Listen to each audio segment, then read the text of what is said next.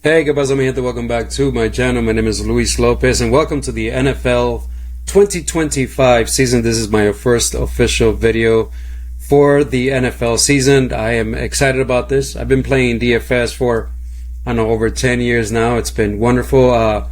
Props is me. It's been more behind the scene thing for me. Those that know me from behind the scenes when it comes down to prop know that we've done quite well when it came down to the NFL, and I'm looking forward to being able to do it for you this season as well.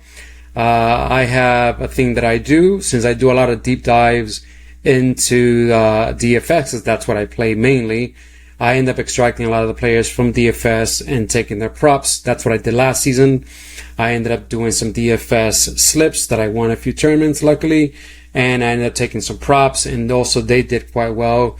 When my DFS slips do well, usually my props do quite well as well. So with that being said, let's kick it off, okay? The first target that I have for you, the first prop that I have for you, I just saw target on screen. First prop that I have for you is David Njoku over 7 receiving targets. Let me walk you first through that game.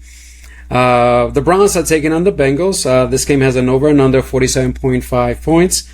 The Bengals are favored by 5.5 points.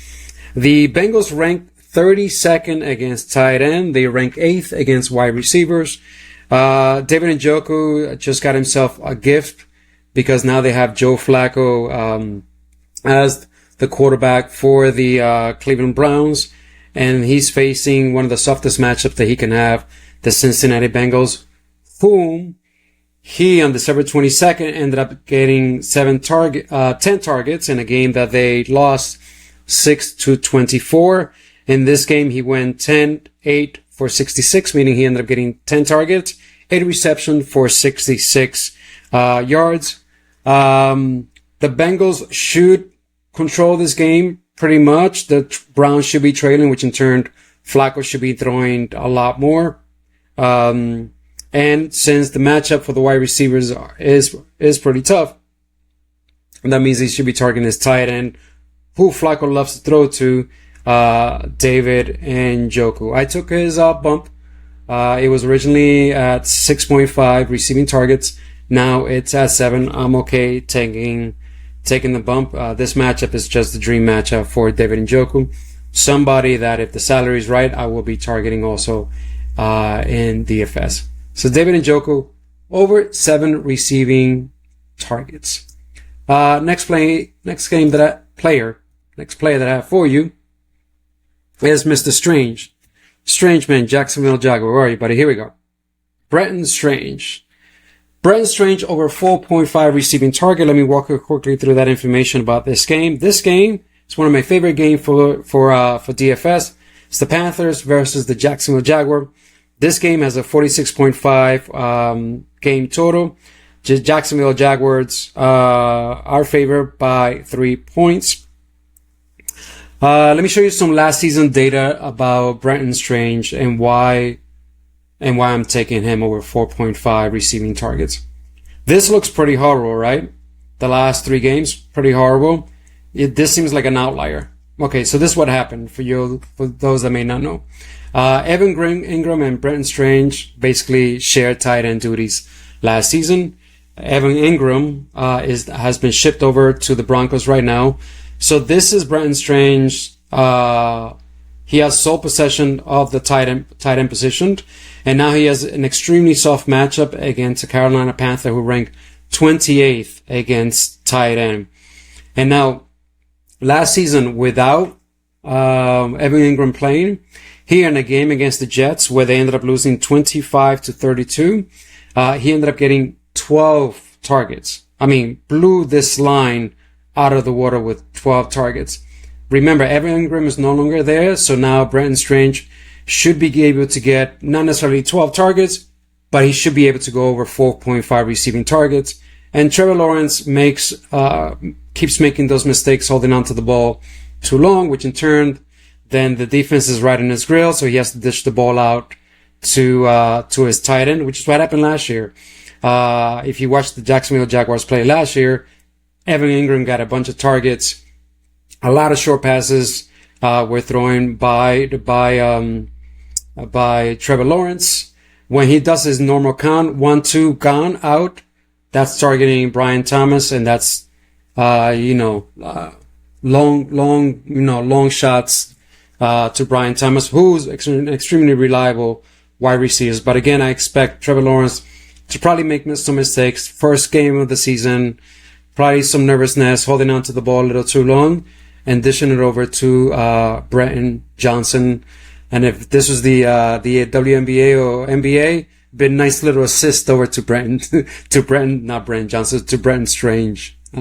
So Brenton Strange over 4.5 receiving targets is my second prop for you.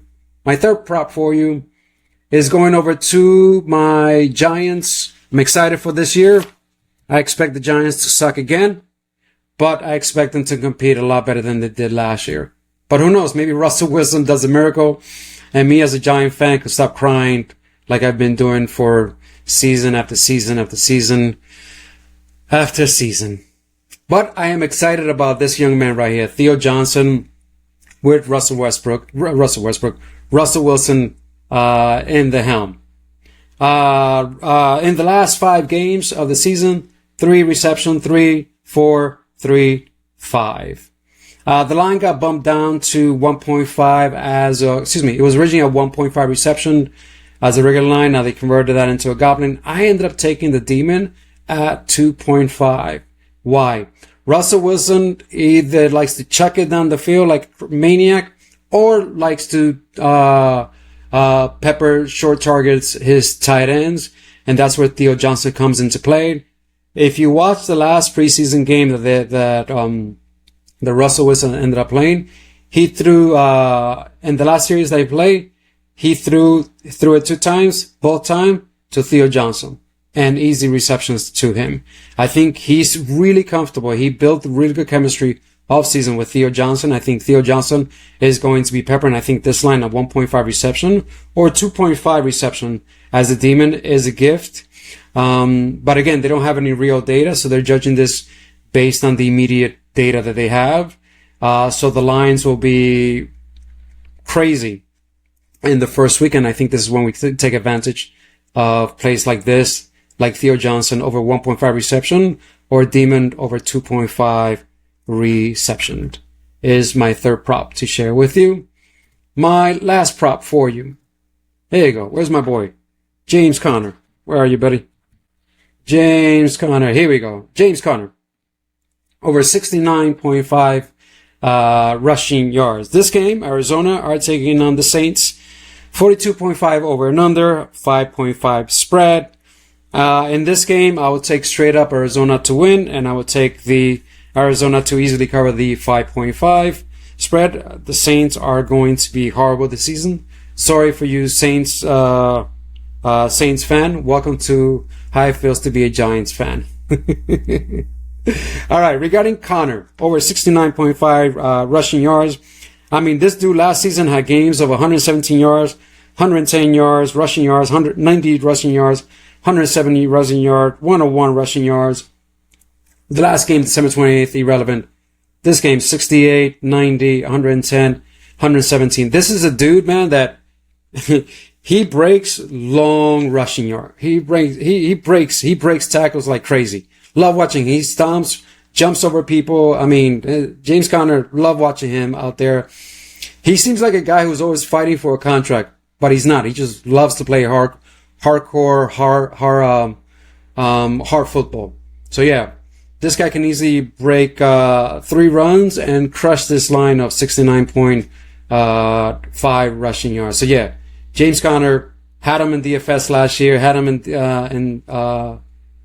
in props, and did incredible for me. Him, James Conner, and David Njoku were 2 of my favorite props to pick last year over on their props, and they're very, very few times let me down. So I'm going back to them. And also on top of that, the Saints rank 27th against running backs. So fantastic matchup, and what he's able to do in a game that Arizona should control from beginning till end. And if Arizona is crushing the Saints, James Conner will have a lot to do with that. All right, and that's all I have for you. Okay, don't forget to like, subscribe, and leave a comment. Until next time, God bless you and your family. Que Dios te bendiga. Y hasta la próxima. Best of luck in this 2025 NFL season. Ciao.